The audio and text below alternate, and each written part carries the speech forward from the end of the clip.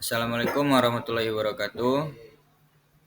Baik, di sini saya akan mempresentasikan hasil diskusi saya untuk membuat tugas UAS atau ujian akhir sekolah P3K dengan materi pedoman pokok menghadapi kecelakaan. Perkenalkan, nama saya Farhan dengan NIM 2408642, mata kuliah P3K, tugas presentasi dengan dosen pengampu yaitunya Dr. Andre Igoreski SPD MPD.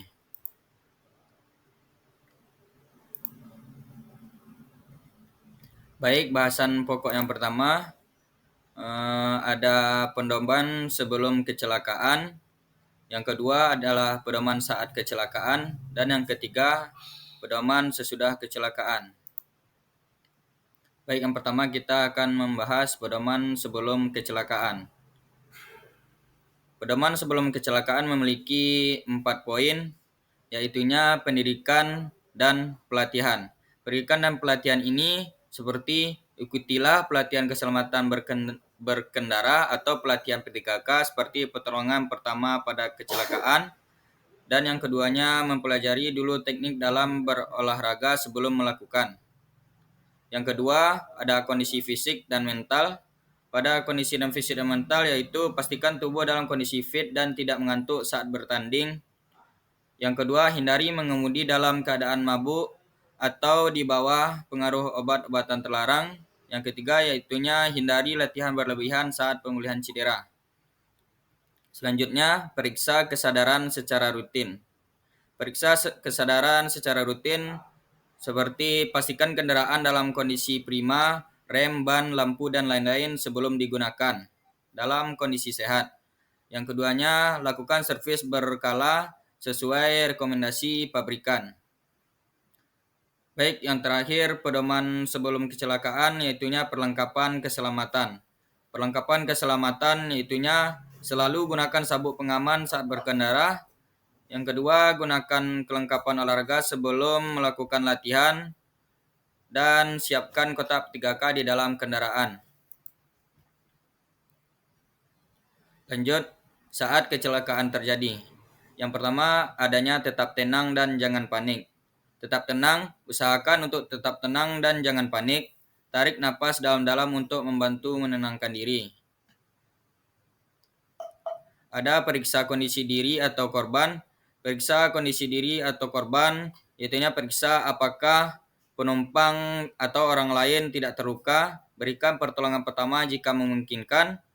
Jangan memindahkan korban yang mengalami cedera serius kecuali dalam keadaan darurat, misalnya kebakaran. Lanjut, hubungi layanan darurat. Hubungi layanan darurat, segera hubungi polisi, ambulan, atau petugas pemadam kebakaran jika diperlukan. Berikan informasi yang jelas dan akurat mengenai lokasi. Kemudian amankan diri dan lingkungan. Amankan diri dan lingkungan meliputi yaitu nyalakan lampu hazard untuk memberitahu pengemudi lain.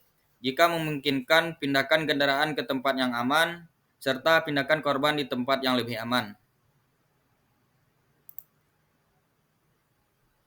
Baik, bahasan pokok yang terakhir setelah terjadi kecelakaan. Setelah terjadi kecelakaan, kita harus melakukan perawatan medis seperti segera periksakan diri ke dokter jika mengalami cedera atau trauma, ikuti semua instruksi dan rekomendasi dari dokter, dan off-kan diri dari kegiatan selama masa pemulihan. Kemudian ada evaluasi dan pembelajaran, yaitunya evaluasi penyebab terjadinya kecelakaan dan ambil pelajaran untuk mencegah. Kemudian kembali belajar atau berlatih lebih giat, lakukan pemulihan yang rutin dan tidak memaksakan untuk beraktivitas. Dan yang terakhir, laporkan ke pihak berwajib. Laporkan kejadian kecelakaan ke kantor polisi terdekat. Dapatkan salinan laporan polisi untuk keperluan klaim asuransi.